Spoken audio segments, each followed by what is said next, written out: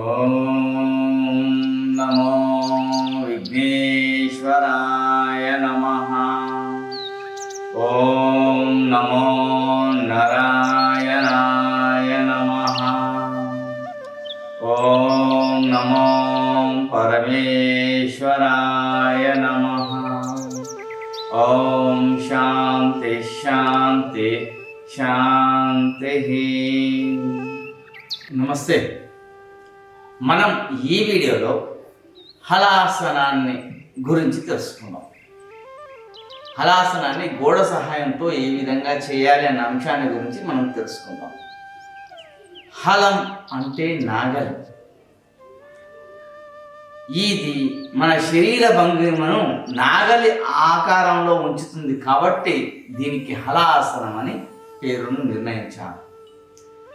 రైతు ఏ రకంగానైతే నాగలిని ఉపయోగించి నాగలి సహాయంతో భూమిని పంట పండడానికి ఆమోదయోగ్యమైనటువంటి దానిగా తయారు చేస్తాడో అదేవిధంగా నీవు అనేటటువంటి రైతు ఈ శరీరం అనేటటువంటి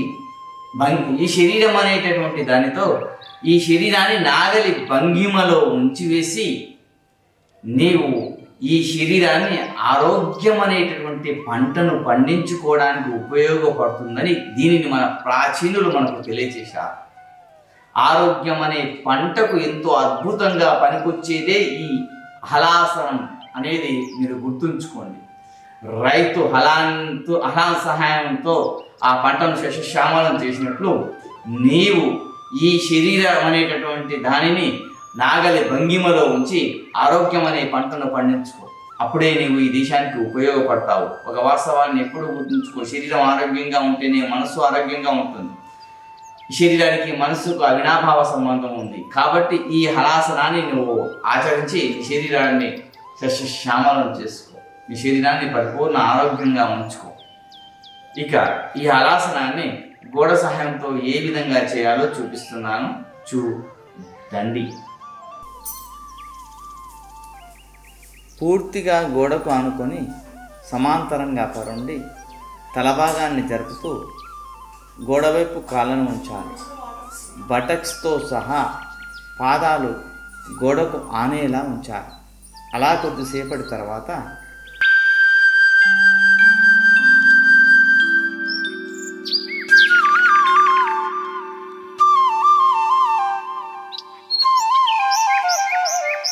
ఆ పాదాలు గోడకు ఆనేలా మోకాళ్ళను కాస్తంత వంచాలి.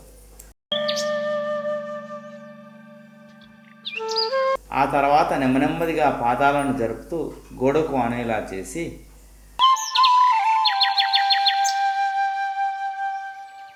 ఆ పాదాలపై ఒత్తిడి తెస్తూ చేతులతో నడుం భాగాన్ని పట్టుకొని నడుమును కాసంత ముందరికి జరపాలి.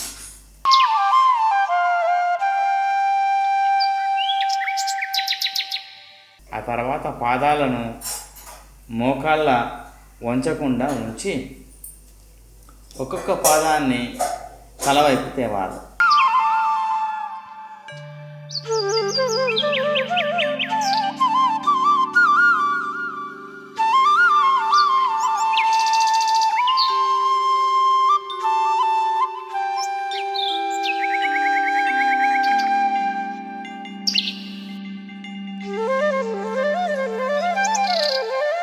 ఆ తర్వాత రెండు పాదాలను తెస్తూ ఒక్కొక్క పాదాన్ని అర్ధహలాసనంలో ఉంచాలి.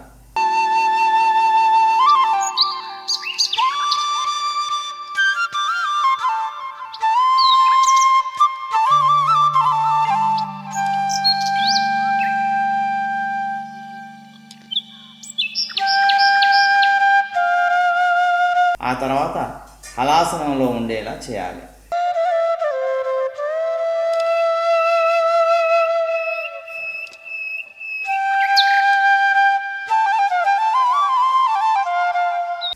నెమ్మదిగా ఆ తర్వాత పాదాలను గోడకు ఆంచి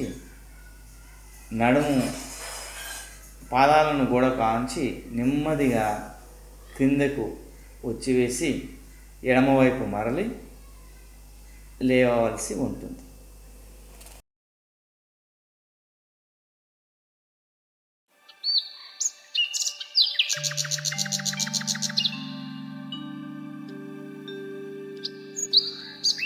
మరో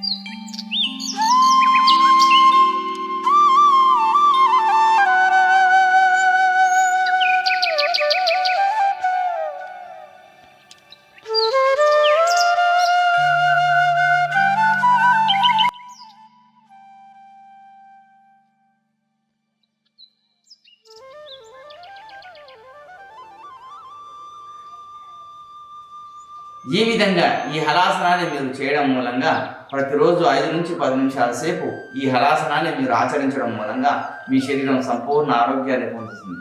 ఒక వాస్తవాన్ని ఎప్పుడూ గుర్తుంచుకోండి, మన ప్రాచీనులు మనకిచ్చినటువంటి ఈ ఆసనాలు అనేటటువంటి దివ్య ఔషధాలను మనం వాడి మన శరీరాన్ని సంపూర్ణ ఆరోగ్యంగా ఉంచుకుందాం. అప్పుడే మన ప్రాచీనుల రుణం తీర్చుకున్న వాళ్ళం అవుతాం. ప్రాచీనుల రుణాన్ని తీర్చుకోవడం అంటే వారు చెప్పిన అంశాలను ఆచరించడం మాత్రమే అన్న వాస్తవాన్ని మీరు గుర్తుంచుకోండి. వారు చెప్పిన అంశాన్ని ఆచరించకుండా వారి మాటలను పెడచెవినే పెట్టి వారిని గురించి మనం గొప్పగా చెప్పడం అనేది నీ యొక్క అవివేకానికి ప్రదర్శన అని గుర్తుంచుకో. వారు చెప్పినటువంటి దానిని ఆచరించి నీవు నీ వివేకాన్ని పెంచుకొని వారి ఋణాన్ని తీర్చుకో. ఇదే మన భారతావని యొక్క గొప్పతనానికి మనం ఇచ్చేటటువంటి నివాళి. మన భారతావని యొక్క ప్రాచీన ఋషులు ఇచ్చినటువంటి, ప్రాచీన శాస్త్రవేత్తలు ఇచ్చినటువంటి దానిని మనం ఆచరించి మనల్ని మనం సంపూర్ణ ఆరోగ్యంగా ఉంచుకొని మన భారతావని ఆరోగ్య పదంలో ముందు వైపు ఉంచుతూ మనం మన భావితరాలను కూడా ఆరోగ్యవంతంగా ఉంచుదాం. ఇదే నీ యొక్క ప్రతిజ్ఞ కావాలి. నేటి కాలంలో అనారోగ్యంతో మనం మరణిస్తూ ఉన్నాం. అనారోగ్యం చేతనే దాదాపుగా మరణిస్తూ ఉన్నాం. కాబట్టి అనారోగ్యాన్ని దూరంగా తరిమి కొట్టి మన జీవితాన్ని సంపూర్ణ ఆరోగ్యంగా ఉంచుకొని ముగిద్దాం. దీనికి ఏకైక ఔషధం మన ప్రాచీన ఋషులు ఇచ్చినటువంటి ఈ దివ్య ఔషధాలే. వీటిని ఆచరిద్దాం, మనం వారి రుణాన్ని తీర్చుకుందాం. సర్వే జనా సుఖినో భవంతు. ఓం శాంతి.